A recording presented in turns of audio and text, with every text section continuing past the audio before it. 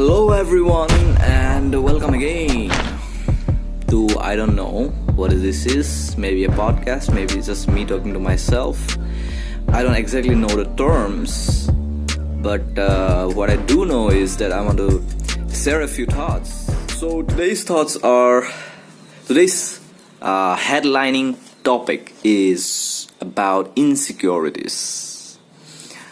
When I discuss about insecurities, well, it's a vast subject matter. But when we delve into the depths of what insecurity really is, through my own observations and my own analysis, I have come to the conclusion that it has more to do with almost 80-90% of the insecurities are more to do with our external identification. By external identification, I mean how we identify ourselves and what are the things or whom are the persons that we identify ourselves with. And when those identifications are too much strong, then when situation arises that might take apart the identities that we have associated ourselves so strongly with, then we would be really uncomfortable letting go of those identities. For example, when we identify ourselves too much with the place that we live in, when we identify ourselves too much with the clothes that we are wearing, with a certain type of brand, suppose, of clothes that we like to wear, or suppose we like to associate our identities with a certain with all these material gadgets, things, or the properties, or the house, or whatever. So when we identify very deeply, then the thing is that those things are there just for our sustenance, for our material sustenance. Those things are not there for our internal satisfaction, and that's our misunderstanding, so to say. The misunderstanding is in the sense that these external accumulations or these material acquisitions or the material position or the wealth or the property or the things or the everything else that we associate so much ourselves internally, we associate so much deeply with these things that we find it hard to let go when time comes. And this difficulty in letting go, this gives rise to all the insecurities. So, is there a way out? Well, there is no way out actually. What requires is the ultimate need of to rectify the situation is to change our attitude. It's a shift in our inner attitude towards our identities. We need internal contemplation, reflection. Obviously those things are very essential.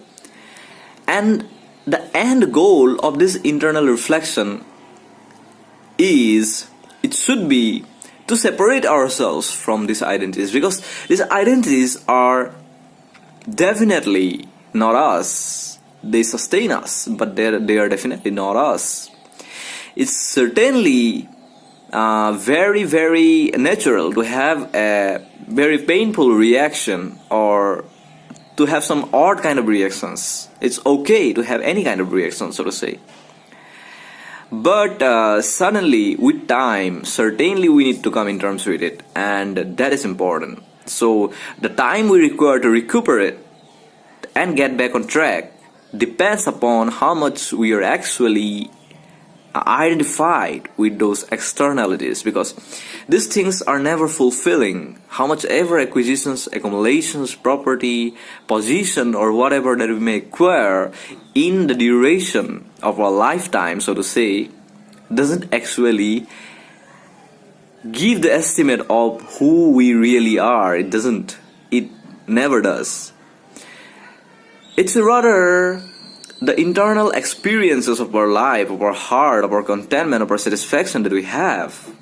And it's not that we are not going to have any satisfaction by the external accumulations. Obviously, we are going to have satisfaction to a certain extent, but those things alone are not going to sustain our satisfaction for too long. It doesn't work in that way.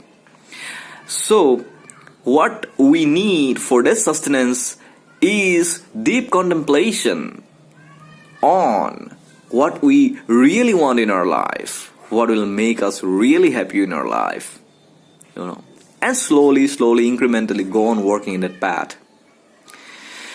Otherwise, just it's a blind rat race, so to say, and nothing good is ever going to come out of it. Besides the external accumulations, so to say. So have a great day, and keep on contemplating, keep on thinking, keep on reflecting, keep on journaling, keep on meditating, and finding answers to what is it that you really want. And find your anchor activity. About anchor activity, I have described in my previous video. I have discussed about these things. And this activity is the beginning of finding what is within you, what is the true happiness, the true satisfaction that you're going to find in one activity. Begin with one activity at least, and that keep on working on it, slowly, and then you will begin to find a tinge of satisfaction that will slowly manifest and spill over in the rest of your day, in the rest of your activity, in the rest of your life, so to say. So that's how you can begin this journey, obviously. Yeah. So thanks a lot for listening to me, talking to myself, and peace out.